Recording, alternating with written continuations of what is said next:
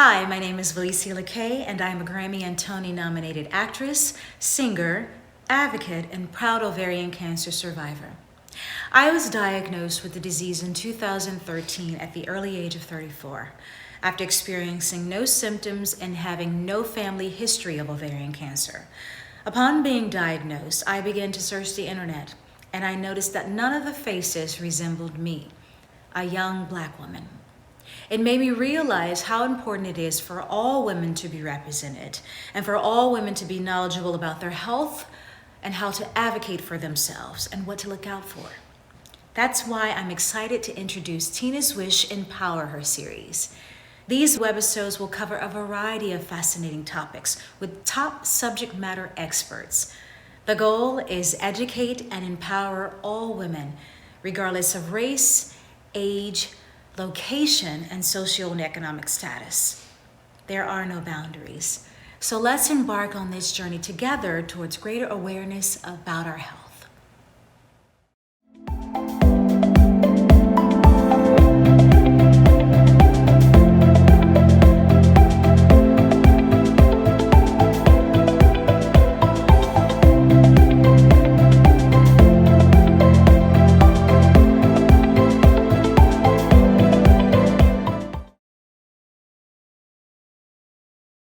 Hi, everyone, and welcome to the fourth webisode of the Tina's Wish Empower Her series. Be heard, how to advocate for yourself as a patient. My name is Elle Simone Scott. I am executive editor and food stylist at America's Test Kitchen and also an ovarian cancer thriver. For those of you who are new here, Tina's Wish is dedicated to funding groundbreaking research for the early detection and prevention of ovarian cancer, as well as educating women about their gynecologic health. Before we get started on this important program, I would love to give a big thank you to our sponsoring partners and community partners. We're honored to join forces on this program and provide critical information about what to ask at your next doctor's appointment and how to be a fierce advocate for yourself. As you've heard, the goal of Empower Her is for all viewers to walk away with a new toolkit of helpful knowledge. The Empower Her webisodes cover many interesting topics about gynecologic health, feature subject matter experts. We offer closed captioning in English and Spanish and are 30 minutes. To view closed captioning, click the English and Spanish button under the live stream on the event website. This is an inclusive journey, and we're honored to have all of you here with us. Before I welcome our amazing panelists, I wanted to share more about my own journey and why this program is so important to me. I was diagnosed in 2016 with ovarian cancer. For at least 2 years prior to that, I was experiencing a lot of pain and a lot of discomfort and experienced also 2 misdiagnoses. The only reason I have survived this long is because I was a fierce advocate for myself and would not relent unless I got the answers that made sense to me. And that's when I got in 2016 at Dana-Farber Cancer Center. Now I'm pleased to welcome and introduce our panelists. We have Dr. Leslie Boyd, a gynecologic oncologist and director of gynecologic oncology at NYU Langone's Perlmutter Center. We also have Dr. Lindsay Kuroki, a gynecologic oncologist and associate fellowship director of gynecologic oncology at Washington University. I'm excited to have both of you here. Dr. Boyd, let's start with you.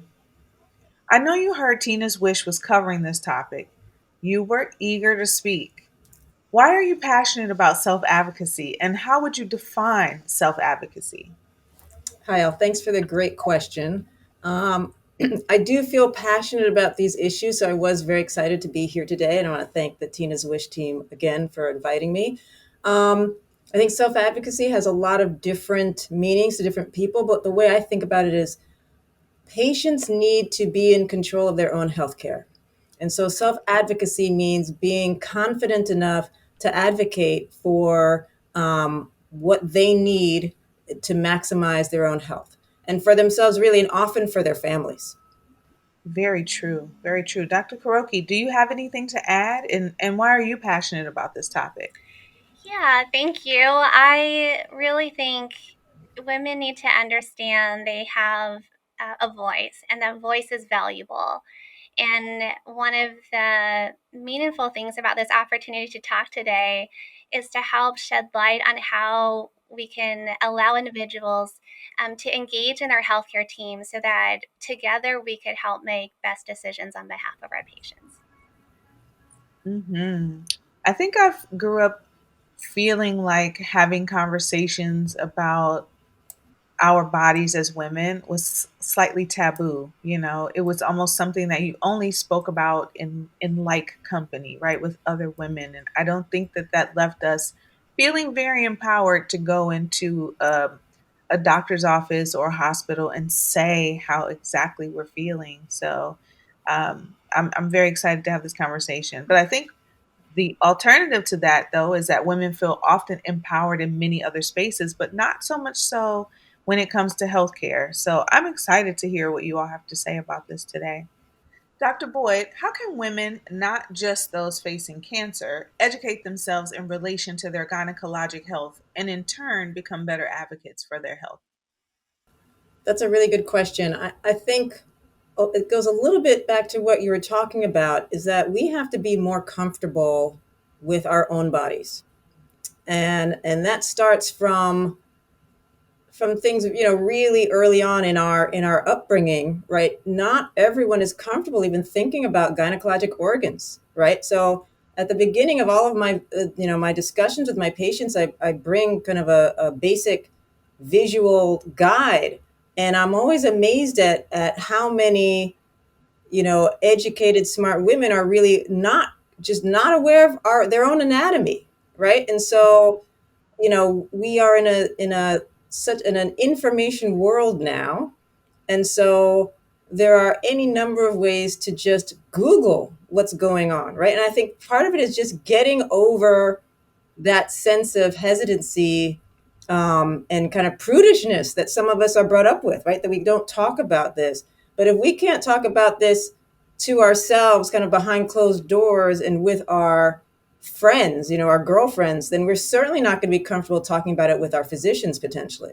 So I think it starts there. I think we need to get more comfortable talking about GYN cancer and GYN issues, right? And I think it goes beyond, we're used to talking about our periods, but it goes well beyond that, right? So I think we just have to become more comfortable with our bodies. Organs are not something that as an individual you would know where they are.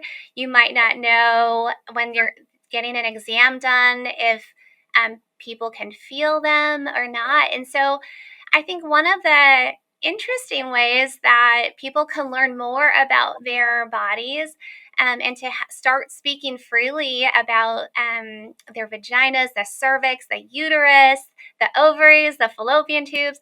It's like when you're getting an exam done, just like as if you were getting your breast exam done, to learn about these tissues, to learn what it feels like when someone is touching the cervix, or to honestly, a lot of times for our adolescent and pediatric gynecology patients, I was trained by a really amazing mentor who would bring out a mirror and show them exactly what the areas that we were going to examine together. So it's not threatening.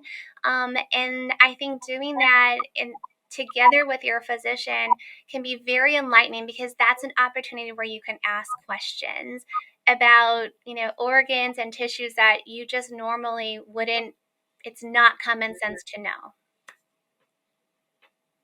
Ah, so true. Hopefully, we're bringing through another generation of more confident, comfortable young women who will lead that charge. Dr. Karoki, I know you see patients who are facing a cancer diagnosis, but what important questions do you think all women should be asking their gynecologist or internist at their routine visits? Yeah, that's a good question.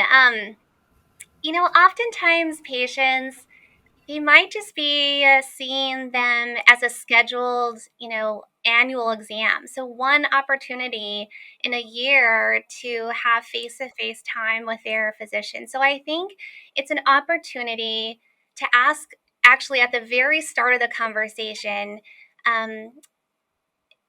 any problems or any symptoms, any concerns that they may be experiencing that are new from their baseline. Because I think oftentimes, patients are coming in and expecting maybe the physician to like lead the discussion, or they're expecting that the physician has an agenda already lined up.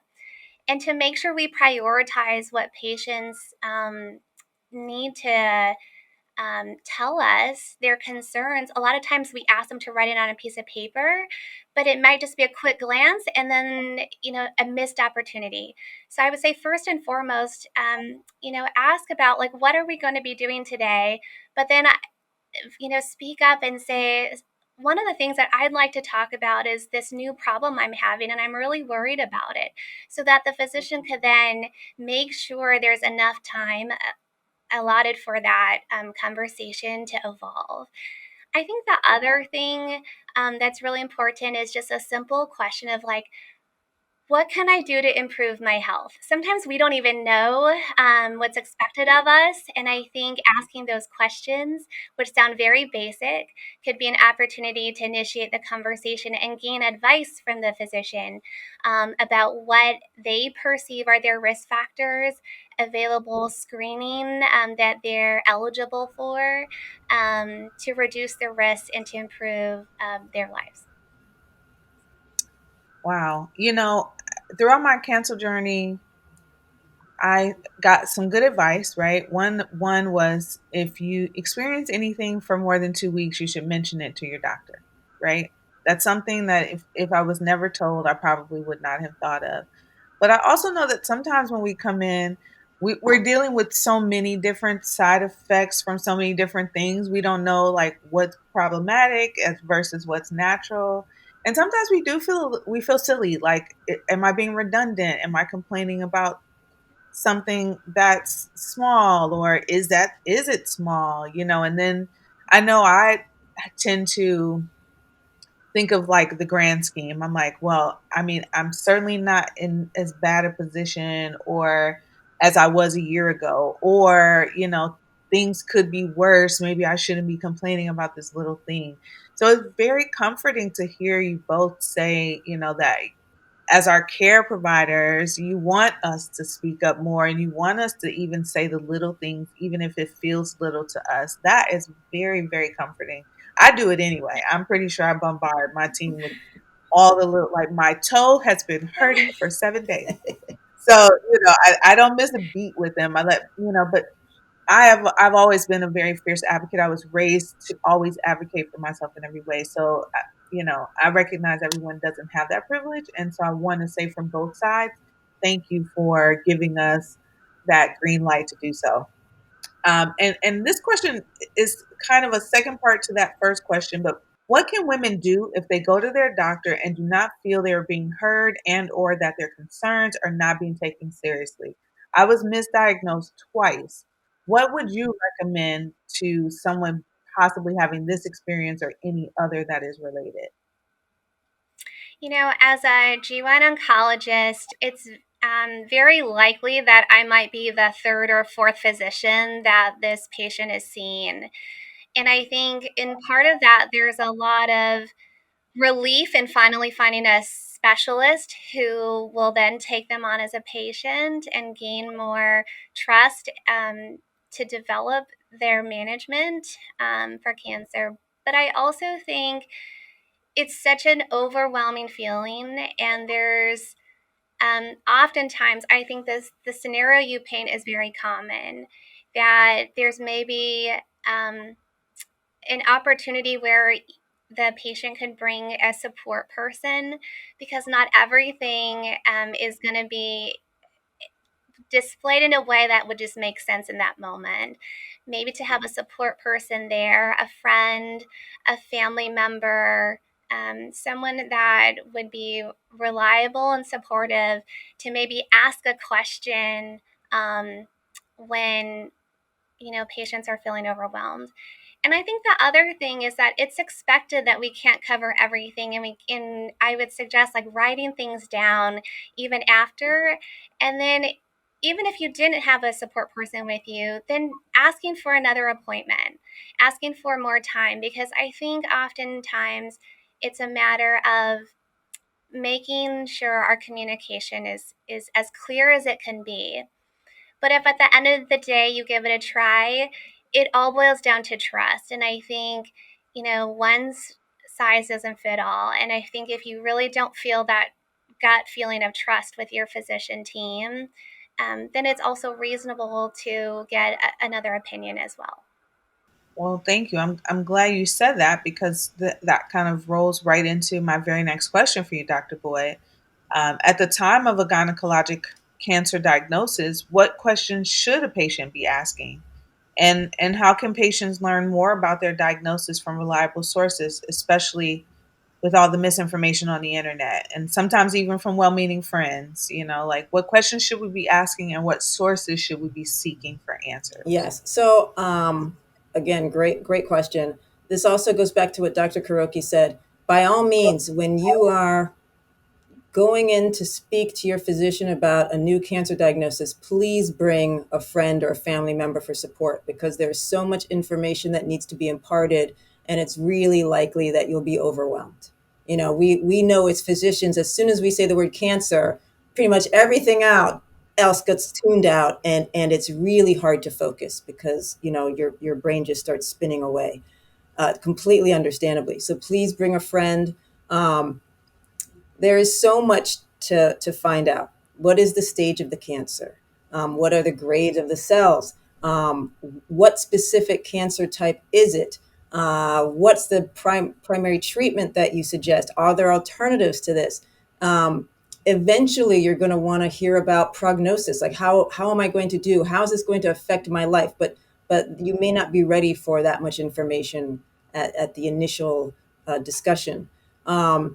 There are good, excellent websites actually available. The American Cancer Society keeps an updated website that I often refer patients to. The National Institutes of Health, PDQ, also is an excellent resource, up to date and reliable. I caution everyone about randomly Googling on the internet. And I remind them that the internet is for people who are really happy and really sad. It's a bit of an Yes. oversimplification, but most people are kind of in the middle, are just kind of going on with their own life, and they don't have time to post as much, right? So you're often getting extremes of the situations, and that may not be helpful. And in regards to well-meaning friends, everyone knows someone who had stage 4B cancer and it was miraculously cured by sunlight. I mean, I'm being facetious, but we have all heard this, and I think people want to be helpful, but they are rarely. It's not everyone in your circle is capable of true empathy. And so one thing I tell my patients all the time is figure out who you need to keep in your circle, and then designate one of those people for all the others, right? And you tell them, so you can't, because you don't want to be the clearinghouse of misinformation. It's not your job, and you've got better things to do in this really challenging time. So absolutely. So I try to manage that from the beginning, because it becomes a significant source of distress for a lot of my patients. It does. I've learned not to go down the Google MD rabbit hole, but I did join some support groups. The National Ovarian Cancer Coalition is a group that I'm a huge supporter of, and also volunteer. Right, volunteerism always feels very nice because you get to be with people who share your experiences, and so many others. But I definitely have found getting in touch with support groups has been helpful for not only my emotional health, but my physical health. There are lots of resources behind those groups. They offer meals that can be delivered to your home, care bags that can go with you to treatment, someone who can just support you and talk you through. It's amazing. I think getting support is always really good. And it also helps when your well being friends well-meaning friends say things that are kind of a little off, you take it a little lighter because you have a better source. It doesn't really throw you off. So that's really great. Thank you so much for that. Dr. Kuroki, I want to ask you, someone facing a gynecologic cancer or other life-threatening disease can be experiencing a very scary time. What advice do you give your patients as they begin their treatment journey and decision making? Yeah, I think you sort of nailed the key word of that. This is a journey. It certainly is a life changing, not a sprint. It's more of a marathon. And I first and foremost tell my patients that I'm in it. I'm in it with them. But I certainly acknowledge that it is a stressful time, and sometimes we'll be faced with decisions that might not have an obvious right answer, but the right answer would be what is best for the patient. And so I think, especially those patients that I feel like are really struggling um, to grasp kind of even next steps and are having a lot of anxiety and fear about going through this journey with me, I really start by just taking a step back and just acknowledging everything that they've been through up until this point, because it hasn't been easy, and it's been all consolidated and probably on the order of several months that all this workup has been done, but acknowledging three important time points that I believe bring on the most stress. And the first is when they have already first heard about there may be the possibility of cancer, and they're going through the whole workup of testing and imaging, biopsies even, and just that wait time to get an answer is really stressful. The second time that I think really hits hard for patients is that once they have the diagnosis and then they're right about to start treatments, just the anticipation of like, am I gonna feel okay? Am I going to come out of this okay? What does the day to day look like for me? What impact does it have on my job, my family, and just the amount of mental capacity to be able to put one foot in front of the other? I think is very hard when people start treatments. And then, ironically, that third point that I really emphasize for patients uh, is actually when they're done with treatment. And then for many that we're able to celebrate and say that their scan is clean and they have no evidence of cancer, and they transition into survivorship. That I think is also a really ironic time when people feel like they should be so excited and really happy. And in fact, they might be very scared. And, appointments tend to get spaced out at that time. You don't have that consistency in seeing your oncologist. So right at the beginning, I really try to establish trust, let my patients know I'm in it with them through this journey, but that I will always be honest with them. I will be honest with them when we're gaining results that we hope to gain through treatments. But I always tell them at the beginning, I will be honest with them also when I think outcomes are not as what we had hoped for, and that we need to take a step back and think about the goals of our care together. That's a very honest answer, Dr. Kuroki. Thank you for that. And we appreciate the thoughtfulness and how you approach our care and every step that we go through along the way. That was very intricate and much appreciated. Thank you so much. Dr. Boyd, one more question for you. What do you think women should look for when selecting a gynecologist? And if a woman is diagnosed with cancer, what qualities do you think she should look for in a gynecologic oncologist? All right. Okay. So I think you should be when you're looking for a gynecologist. These are qualities you want in your general practitioner as well. So first and foremost, I would suggest that people look at finding a board certified gynecologist, right? So there are minimum standards set up by the College of Obstetrics and Gynecology. And if you know that your gynecologist is board certified, then they meet those minimum standards, right? And that's in terms of clinical knowledge and ethics, actually. So that's a good first step. It's just the first step. After that, I would look for recommendations from friends and from your general practitioner. And then you're going to look for the right fit. So again, things that we were talking about earlier, you want to make sure someone has kind of the clinical chops to take care of you, but also is inclined to listen, right? So finding someone who's going to listen to you, to take your all of your issues seriously, and to really spend the time you need. So not always easy to find, but certainly worth looking for. I will say they've done studies. Those um, Google and Yelp reviews are actually Mhm. often not far off. So you can use those, as a first pass. Right? If you see somebody with 1 star, that's probably not good, right?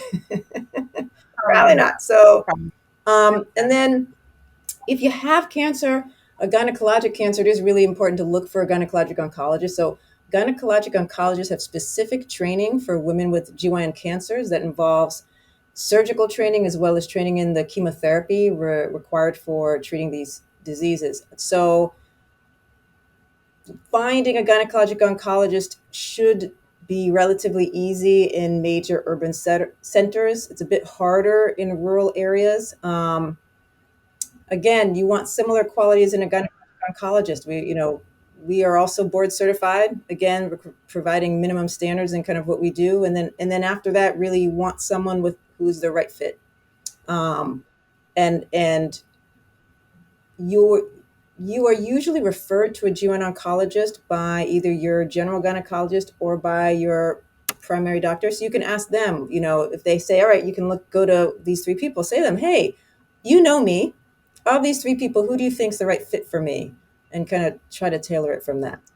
We all also have websites and other ways that you can try to get to know us in a kind of quick way. And thankfully, my institution has a video that I shot actually, and I'm surprised at how often a new patient will say to me, "Oh, I saw your video, and I knew we would get on." Which, and you knew you I were. hated shooting the video. It was the most awkward thing ever, but it worked, right? So it's just anything that can give you a sense of what someone's really like, just so that you have a Mhm. sense of, is this someone I'm going to be able to bond with in this major event in my life? Yeah, I was referred to my gynecologic oncologist from my gynecologist. They went to Harvard together, and either she was his mentor or he was her mentor. But they had a very close working relationship, and she felt extremely confident. And that was actually good for more than just having a good referral, but it also helped my process to happen more quickly. I didn't wait a lot of time between um, having an ultrasound and knowing that I had a cancer that I had a cyst that had cancerous characteristics, and then seeing the oncologist. That literally was less than 15 days. So I was really pleased with That's that, great. and I use ZocDoc. I use all the other apps where I can read reviews. Like I think it's lost on a lot of people that you don't have to take the very first physician that's in the catalog that comes from your insurance provider.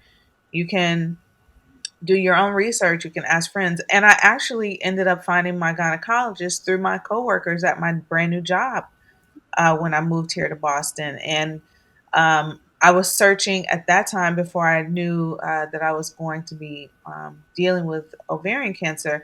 I wanted a doctor who specialized in women who were over 40 who wanted to have children. So I based it upon my goals, like what I wanted from my life. And that was also very helpful. Can I make one Um, more point, Elle, before we move on? Um, I would make sure that whoever you decide to go with, make sure that they have enough experience in whatever it is you need. So, for example, if you need ovarian cancer surgery, make sure that that's something that they're comfortable with and that they do often enough, because volume does matter. Yes, it does. That's excellent advice. Thank you so much, both of you, for really answering these questions so deeply and so thoroughly for us. I think right now we're gonna take some questions from the audience. They've been coming in swiftly, so I have a couple here already. The first question is, what do you do if a doctor dissuades you from seeking a second opinion? What if we make them mad? What do we do? Yeah, I personally think that's a pretty big red flag. So if somebody is really, again, if someone's looking for a fourth and fifth opinion, then to me that's a form of kind of denial and wasting time. But a second opinion is completely reasonable. And anyone who's really making you feel uncomfortable about getting one, that would make me want to get one a lot faster. Yeah, me too. I will say that I do feel for patients who are geographically restricted. Right, so I happen to practice in New York. There are many wonderful GYN oncologists here, so people can take their pick. But if you live in a rural area and you don't have a choice, well, then second opinion isn't the answer. It's really advocating more forcefully for yourself in the practice that you're in and being honest with your provider and saying, hey, I'm not feeling heard in this space. And I will say that most physicians, just like most human beings, when you point out in a need, respond with empathy, right? And I would hope that a physician would be the same, right? So if you're not getting what you need from your doctor and you don't have a choice and must stay there, then go to them in an honest, open way, explain what you need, and I suspect you will get back more than you expected. I think that's great advice. And in the culinary world, we say too many cooks spoil the pot, and in this case, too many oncologists make life sweeter. So we'll go with that. All right, one last question, really quickly. How can caregivers be better advocates for their loved ones? I really like that question. I think caregivers, caregivers are so important to our patients' journeys and lives. And so I'm so thankful, for, I consider this a team. We're a team together, and it's not just me and the patient, but it's certainly their family and their support. Um, but the one thing that I often see is that sometimes the team members, instead of just listening, they're trying to, they want to fix everything. And not everything can be fixed. And that's, one of the hardest parts of all of this. And I think being able to really listen is priceless. And it's not easy. But if they can be present with their loved one and really listen to what they need, that's kind of the most important gift they can give. Wonderful. That's really really great advice to caregivers, and lots of hugs. We appreciate those hugs. And don't make it about you. That's my other really solid advice, right? Don't make it about you. Well, now it's time to wrap up. A huge thank you to you, Dr. Boyd, and to you, Dr. Kuroki. We really, truly appreciate your time and all that you do to improve the lives of women and our families. We thank you so much. And a big thank you to all of you for tuning in and for your incredible support of Tina's Wish and our other initiatives. If we didn't get to your question, don't sweat it. The Tina's Wish team will address any unanswered questions in the follow up email blast.